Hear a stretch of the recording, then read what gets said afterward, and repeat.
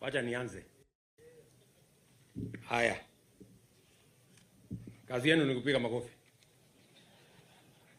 Na itategemea vile mtapiga makofi ndio hii mbuzi itahusika haraka. Mimi na huyu deputy wangu tutanunua hii mbuzi, nasikia iko mbuzi hapa 3,000. Mimi na huyu deputy tunanunua mbuzi 1,000. Tumejipanga. Wabunge hapa Baringo. Simameni, wapi wabunge wa Baringo?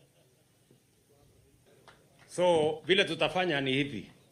Hiyo bei yenu mmesema ya 15,000, mimi na Rigathi ndio tutanunua na 15,000. Lakini hawa wamesema bei yao ni 13,000, wacha tuwakubalie. Otherwise hawatakuja siku nyingine. Hiyo ni sawa, tumekubaliana hapo. Ose umetengale mongetin on tay mutai matokobwa. So mimi na Rigathi tutalipa 15,000. Hawa wengine walipe shilingi 13,000. Tuendelee namna hiyo. Haya, kila mtu atoe pesa sasa. Sisi tumekubaliana. Pelekeni pesa huko.